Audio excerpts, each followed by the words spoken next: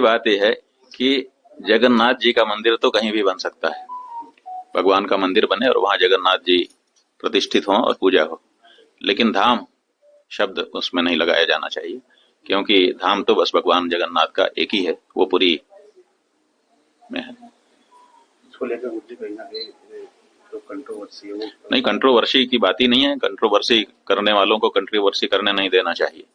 हमारा जो धाम है वो जहाँ है वहीं रहेगा। हाँ, भगवान तो सर्वव्यापी हैं, कहीं भी उनको प्रकट करके पूजा की जा सकती है, तो जगन्नाथ मंदिर बनाएं और उसमें भव्य विस्तार दें, उत्साह से लोगों की पूजा अर्चना करवाएं, इसमें उनका अभिनंदन है। लेकिन उसको धाम नाम से बनाना ये सही नहीं होगा। जो धाम है उसकी महत्ता में ये अपराध माना जाएगा। कहीं ना कहीं कंफ्यूजन। अरे भाई, यहाँ दिल्ली में नहीं बना रहे थे केदारनाथ धाम, तो उसको नहीं रोका गया?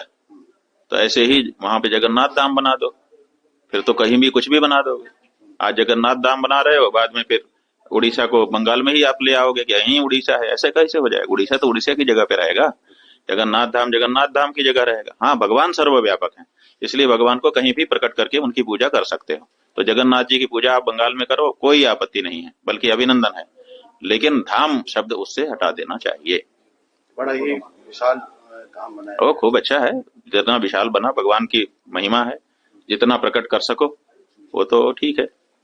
भगवान की महिमा तो अनंत है ना, तो उसको तो जितना भक्त कर पाता है उतना करता है, लेकिन उसको धाम नाम देना ये उचित नहीं। सरकार को ये धाम का। हाँ, हमारा यही अनुरोध है कि जो लोग भी उसमें सम्मिलित हैं, वो सरकार हो या वहाँ का कोई ट्रस्ट हो या कोई लोग हो, तो उन्होंने जो ये भव्य मंदिर निर्मित किया है, जैसा कि बताया जा रहा है, उसके लिए बहुत अभिनंदन है उनका, और बहुत अच्छा काम कर रहे हैं वो। लेकिन वो जगन्नाथ धाम शब्द ना रखें, बाकी दूसरा कोई शब्द चुन लें अच्छा सा। अच्छा, कुछ जो राहुल गांधी के द्वारा टिप्पणी की गई थी हिंदू धर्म में, उसको लेकर भी विवाद गरमाया हुआ है। आपने भी कहा है कि उनको भी हिंदू ना माना जाए। बात यह है कि कोई कहे कि मैं मुसलमान हूं लेकिन कुरान की निंदा करे, क्या वो मुसलमान रह पाएगा? कोई कहे कि मैं ईसाई हूं लेकिन बाइबिल की निंदा करता हूं, बाइबिल में वो गलत, बाइबिल की गलती निरूपित करने लग जाए, क्या वो ईसाई रह पाएगा? तो उसी तरह से मनुस्मृति हम हिंदुओं का ग्रंथ है, धर्म ग्रंथ है, धर्मशास्त्र है। अगर उसके बारे में आप गलत कह रहे हैं और उसको दूसरे का ग्रंथ बता रहे हैं, अपना ग्रंथ नहीं बता रहे हैं, तो आप कैसे हिंदू हो सकते हैं? तो आपको जो आप हैं वही होना चाहिए। जब आप अंदर से हिंदू नहीं है तो बाहर से काहे के हिंदू? आप क्यों माना जाए आपको हिंदू? हमको तो जो अंदर से भी हो बाहर से भी हो वो अच्छा है।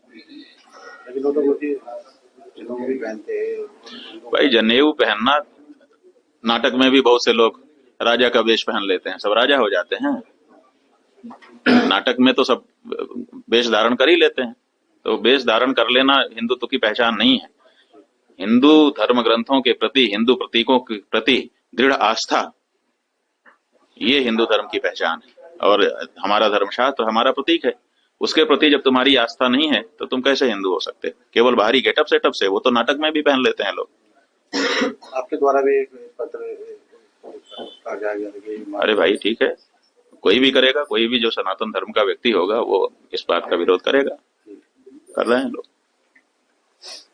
पहलगाम की घटना कैसे देखते हैं? पहलगाम की घटना बहुत ही हृदय विदारक है, क्षोभ में डालने वाली है, चिंता उत्पन्न करने वाली है, और ये सब भावनाएं पूरे देश में व्याप्त हैं इस समय। जल्दी से जल्दी हम चाहते हैं कि हमारे देश की सरकार प्रत्युत्तर दे। जिन लोगों ने भी ये कार्य किया है उनको एक तगड़ा जवाब मिलना चाहिए। यात्रा से लौट कर आएगी, किस तरह की व्यवस्था? इस समय उत्तराखंड में ग्रीष्मकालीन 4 धाम की यात्रा आरंभ हो चुकी है। अक्षय तृतीया के दिन यमुनोत्री गंगोत्री के पट खुल गए, उसके बाद क्रमशः केदार और बद्री जी के भी पट खुल गए हैं। चारों धामों में बहुत सुंदर वातावरण इस समय बना हुआ है। वहां पर जो लोग आ रहे हैं श्रद्धालु, उनको बड़ा आह्लाद और आनंद, आध्यात्मिक आनंद मिल रहा है, और यहाँ की जो सरकार है, जो कमेटियां हैं, वो भी सबकी सेवा के लिए तत्पर दिखाई दे रही हैं। अच्छे, स्वास्थ्य अच्छा।